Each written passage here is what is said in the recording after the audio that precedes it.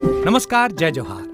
क्या आप भी गवर्नमेंट एग्जाम्स की तैयारी करना चाहते हैं? क्या आप भी मेमोरी टेक्निक्स और ट्रिक्स के जरिए बहुत ही कम समय में स्मार्ट स्टडी करना चाहते हैं? क्या आप चाहते हैं कि सीजी व्यापम टॉपर आपको पढ़ाए?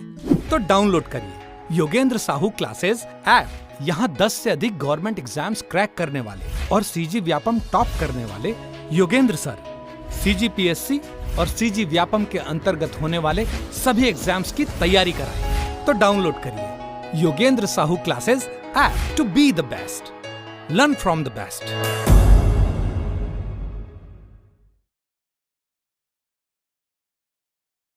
कोई भी सपना साकार करने के लिए सबसे जरूरी है सही कोच का होना। चुनिए Yogendra Sahu classes first rank को और करे अपने सीजी व्यापम सीजीपीएससी का सपना साकार।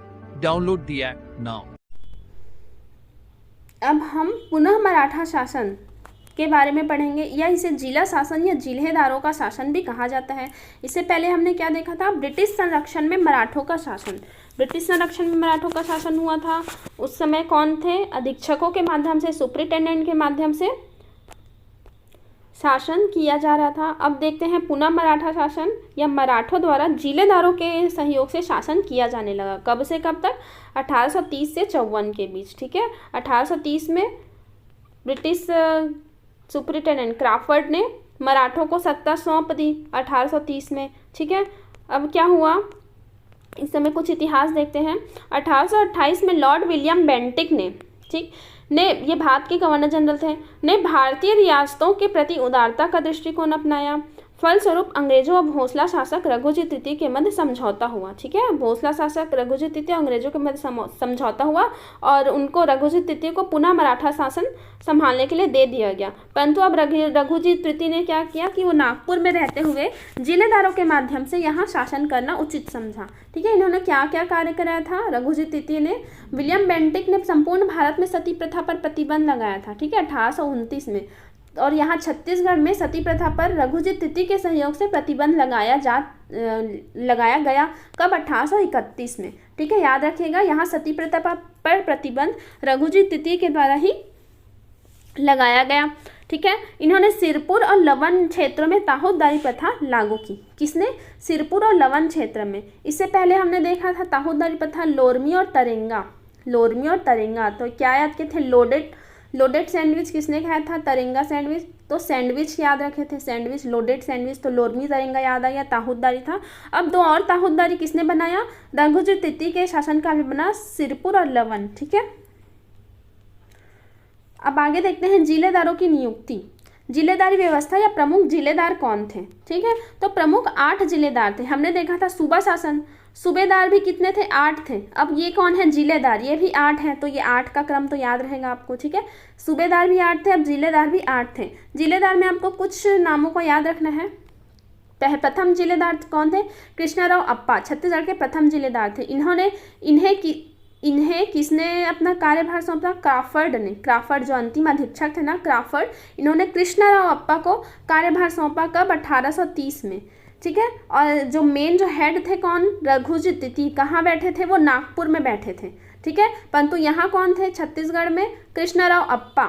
ठीक है, प्रथम जिलेदार नियुक्त हुए। उसके बाद थे अमृतराव अप्पा। ठीक है, हमने वहाँ पे 8 सूबेदार पढ़ा था। तो पहले थे महिपत राव दिनकर, फिर विट्ठल राव दिनकर। वहाँ भी राव थे, जो ऊपर के 2 थे, शुरू के 2 राव थे। यहाँ भी राव कौन है? जिलेदार है। ठीक है, जिलेदार सूबेदार अलग अलग है, कंफ्यूज मत होइएगा। दोनों 8 थे, यहाँ भी ऊपर राव है, वहाँ भी राव थे। ठीक है, ये हो गया कृष्णाराव अप्पा। याद रखिएगा, बहुत इंपॉर्टेंट है। प्रथम जिलेदार कौन थे छत्तीसगढ़ के? तो कृष्णाराव अप्पा। किसने शासन सौंपा? तो क्राफर्ड ने। क से कृष्णा, क से क्राफर्ड, इसने उसको शासन सौंपा। ठीक है, फिर है बीच के आते हैं जिलेदार सदरुद्दीन, दुर्गा प्रसाद, इंदु कराव, सखाराम बापू। ये उतने इंपॉर्टेंट नहीं है, बट एक बार नाम पढ़े होंगे तो आपको ध्यान में रहेगा ये कौन हो सकते हैं जिलेदार। सदरुद्दीन है, दुर्गा प्रसाद है, इंदु कराव, सखाराम बापू। फिर आपके लास्ट के 2 याद रख सकते हैं, गोविंदप्पा और गोपाल राव अप्पा। वहाँ भी गोविंद और गोपाल थे, यहाँ भी गोविंद और गोपाल हैं। ठीक है, गोपाल राव अप्पा छत्तीसगढ़ के अंतिम जिलेदार थे, ये याद रखिएगा।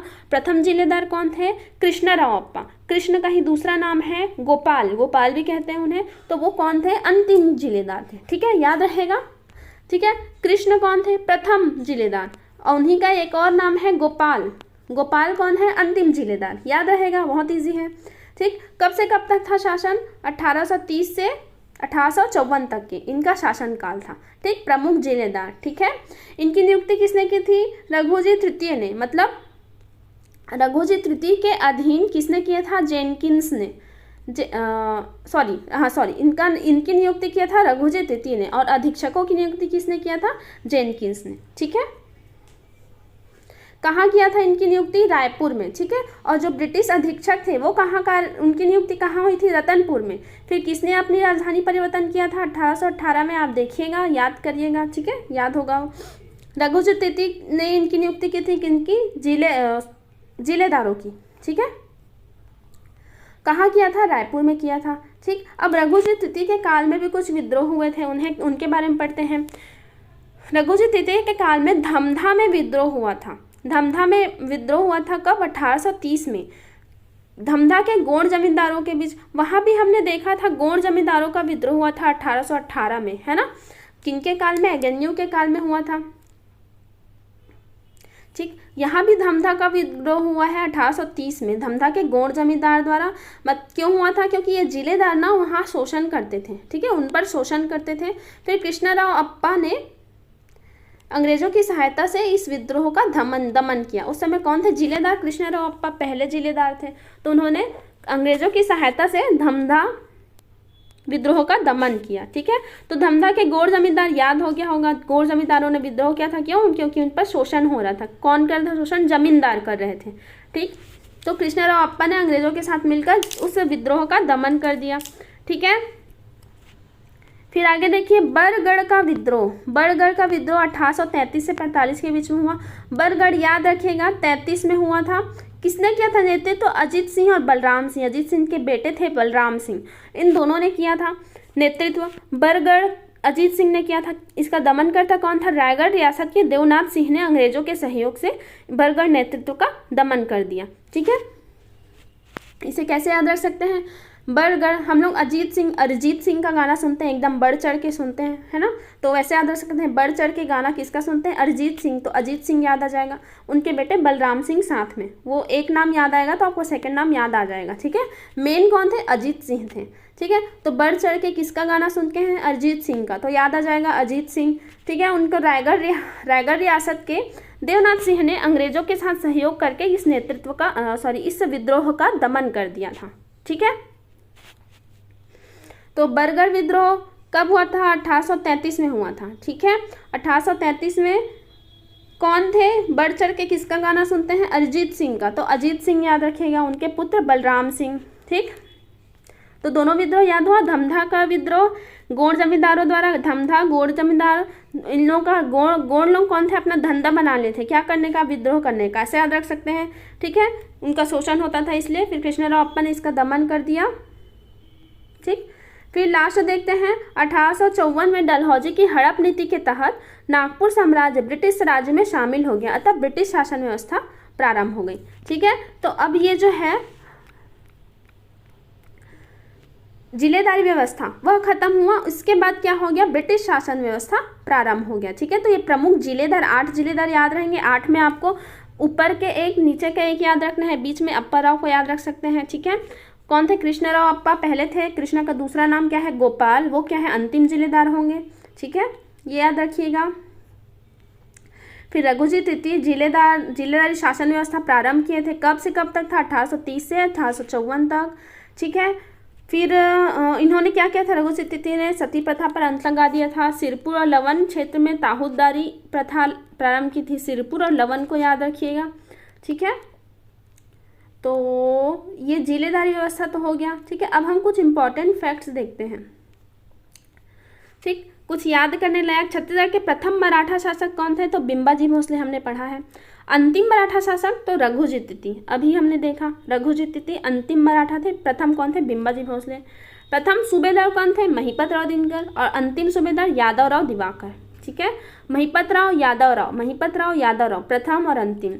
प्रथम ब्रिटिश अधीक्षक थे एडमंड और अंतिम थे क्राफर्ड। एडमंड और क्राफर्ड। ठीक है, प्रथम थे एडमंड, अंतिम थे क्राफर्ड। प्रथम जिलेदार कौन थे? कृष्णराव अप्पा। अंतिम जिलेदार गोपाल राव अपना, कृष्ण का दूसरा नाम गोपाल। ठीक है, ठीक है। फिर मराठाधीन प्रथम कलचुरी शासक कौन थे? रघुनाथ सिंह। मराठे जब शासन स्टार्ट किए तो कौन थे उनके अधीन प्रथम कलचुरी शासक? रघुनाथ सिंह। और अंतिम मराठाधीन अंतिम कलचुरी शासक थे मोहन सिंह। इसके बाद बिंबाजी भोसले आ गए थे, है ना, शासन करने के लिए। ठीक, तो याद रहेगा। प्रथम ब्रिटिश अधीक्षक कैसे? Captain Edmund. एडमंड ने क्या देखा? एडवर्टाइजमेंट देखा। हम डोंगरगढ़ की पहाड़ी को देखते हैं तो पहाड़ी में क्या देखा? वो एडवर्टाइजमेंट, मतलब डोंगरगढ़ का विद्रोह हुआ था। यही प्रथम ब्रिटिश अधीक्षक था। ठीक है, लास्ट में है क्राफर्ड। ठीक, तो ये याद होगा, ये मुख्य तथ्य। उसके बाद देखते हैं मराठाकालीन शासन व्यवस्था। मराठाकालीन शासन व्यवस्था, वहाँ प्रशासन 2 क्षेत्रों में विभाजित था। एक तो सूबा शासन भी लागू होता था, सूबेदार के माध्यम से शासन किए थे, और दूसरा प्रशासन 2 क्षेत्रों में बटा हुआ था, खालसा क्षेत्र और जमींदारी क्षेत्र। खालसा क्षेत्रों पर मराठों का प्रत्यक्ष नियंत्रण था और जमींदारी क्षेत्रों पर जमींदारों का नियंत्रण था। मतलब खालसा क्षेत्र ऐसा था जहाँ जो मराठे थे ना, उनका पूरा अधिकार होता था वहाँ। ठीक है, और जमींदारी क्षेत्र कुल 14 जमींदारी या रियासत थे, समझ लीजिए, जमींदार थे अलग अलग, तो वहाँ सिर्फ उनका ही शासन होता था। इसलिए तो बहुत जगह विद्रोह भी होता था, जमींदार विद्रोह देखे ना, धमधा का विद्रोह, बदरगढ़ का विद्रोह, बदरगढ़ का। ठीक है, तो ये सब विद्रोह होता था, जमींदारों के प्रशासन में हस्तक्षेप करते थे ना। तो प्रशासन याद आ गया, खालसा क्षेत्र और जमींदारी क्षेत्र। खालसा में कौन थे? मराठा द्वारा हो जाता प्रत्यक्ष रूप से, ठीक है, नियंत्रण था, और जमींदारी क्षेत्र में जमींदारों का नियंत्रण था। ठीक है, फिर देखते हैं छत्तीसगढ़ में ताहूतदारी व्यवस्था। तो हमने देखा था सैंडविच, लोडेड सैंडविच, तरेंगा, लोडेड तिरंगा सैंडविच किसने खाया था? मतलब सैंडिस ने। लोडेड तरेंगा तो वो क्या था? ताहूतदारी था। ठीक है, लोरमी और तरेंगा 2 ताहूतदारी सैंडिस ने किया। मराठा काल में, रघुजी तृतीय के काल में क्या हुआ था? सिरपुर और लवन बना था। क्या चीज? सिरपुर और लवन। ठीक है, मराठा काल में क्या बना था? सिरपुर और लवन, ताहूतदारी व्यवस्था, सिर लव। ठीक है, फिर चार्ल्स सी इलियट, ये छत्तीसगढ़ के प्रथम डिप्टी कमिश्नर है। ये आगे हम पढ़ेंगे। छत्तीसगढ़ के प्रथम डिप्टी कमिश्नर थे। ठीक है, इनके काल में सिहावा, संजारी और खल्लारी ये 3 ताहूतदारी बने थे। ठीक है, तो 3 काल में बने थे, एक सैंडिस के समय, एक मराठा के समय और एक चार्ल्स इलियट के समय। ठीक है, ये प्रथम छत्तीसगढ़ के प्रथम डिप्टी कमिश्नर थे, डिप्टी कमिश्नर। ठीक, तो सिहावा, संजारी और खल्लारी याद रखिएगा, किसके समय बना था? चार्ल्स इलियट के समय। ठीक है, इलियट के समय Sihawa, Sanjari, Khallari. Elliot Charles Elliot कौन थे? डिप्टी कमिश्नर थे, तो कमिश्नर के पास ज़्यादा अधिकार होता है, तो इनके पास 3 अधिकार थे, मतलब 3 क्षेत्र थे, याद रखिएगा, ताहूतदारी थे, सिहावा, संजारी, खल्लारी, याद रहेगा। ठीक है, फिर देखते हैं मराठा ग्राम स्तर पर प्रशासन कैसे होता था। मराठा में ग्रामीण स्तर पर प्रशासन अभी भी होता है पंचायतों के माध्यम से। ठीक है, उस पंचायतों का संचालन कौन करता था? पंचकुल नामक एक संस्था करती थी। ठीक है, पंचकुल नामक एक संस्था पंचायत में होती थी। ठीक है, उसके सदस्य महत्तर कहलाते थे। ठीक है, पंचायतों के सदस्य महत्तर कहलाते थे। जो भी न्याय कानून व्यवस्था जो थी ना, उनका वो देखते थे, मतलब न्याय करना, विवादों का निपटारा करना, ये पंचायतें ही करती थी। ठीक है, इसका संचालन कौन करता था? पंचकुल नामक, पंचायत है तो पंचकुल, 5 से पंचायत, पंचकुल नामक संचालन करते थे, और सदस्य कौन थे? महत्तर कहलाते थे इसके सदस्य। ठीक है, याद रखिएगा। पंचायतों में ही ना एक लाखा बांटा प्रथा प्रचलित थी। ठीक है, मराठा काल में एक लाखा बांटा प्रथा प्रचलित थी, जिनका संचालन पंचायतों के माध्यम से किया जाता था। क्या होता था लाखा बांटा में? ये जमीनी मामलों में जो विवाद उत्पन्न होता था ना, जैसे जमीनी अभी भी होता है, जमीन के लिए वाद विवाद, ठीक है, जमीन हिस्सा बंटवारा, तो उसी का बंटवारा करते थे, उसी को लाखा बांटा कहते थे। ठीक है, कौन करता था बंटवारा? पंचकुल नामक संस्था, इसके सदस्य कौन थे? महत्तर थे। ठीक है, तो ये अगर पूछेगा, कैसे क्वेश्चन पूछना है, पूछा भी गया है कि लाखा बांटा प्रथा कहाँ प्रचलित थी, क्या था? तो मराठा काल में प्रचलित था। क्या था? जमीन का बंटवारा होता था। ठीक है, मराठा काल में और कुछ इंपॉर्टेंट फैक्ट्स हैं। मराठा काल में नागपुरी रुपया का प्रचलन था। कौन से रुपया? नागपुरी रुपया का प्रचलन था। सेबंदी व्यवस्था पुलिस से संबंधित थी, और एक सेबंदी व्यवस्था था जो किससे संबंधित थी? पुलिस से संबंधित थी। ठीक है, कौन सा रुपया प्रचलित था? नागपुरी रुपया। नागपुरी रुपया क्यों? क्योंकि ये नागपुर से शासन करते थे। फिर जब बाद में ब्रिटिशर्स आए ना, तो नागपुरी रुपयों का प्रचलन बंद करा के ब्रिटिश पाउंड, ब्रिटिश जो भी है वो चलाने लगे, रुपया चलाने लगे। ठीक है, से बंदी व्यवस्था पुलिस से संबंधित थी। ठीक, मराठों ने केवल गौटिया का पद ही कलचुरी प्रशासन से लिया था और बाकी अन्य प्रशासन व्यवस्था खुद ही प्रारंभ किया था। ठीक है, तो गौटिया का पद बस कलचुरी वाला था, पुराना प्राचीन था समझ लो। ठीक है, बाकी इन्होंने जितने पद बनाए थे वो सब नए थे। ठीक है, याद रहेगा ये। तो हमने ग्राम स्तर पर प्रशासन देखा, पंचायतें करती थी, लाखा भाटा प्रथा प्रचलित था, सदस्य के नाम देख लिए, क्या बोलते हैं, ताहूदारी व्यवस्था देखिए, 3 लोगों ने किया था, सैंडिस, मराठा काल में रघुजी तृतीय और चार्ल्स इलियट में। ठीक है, अब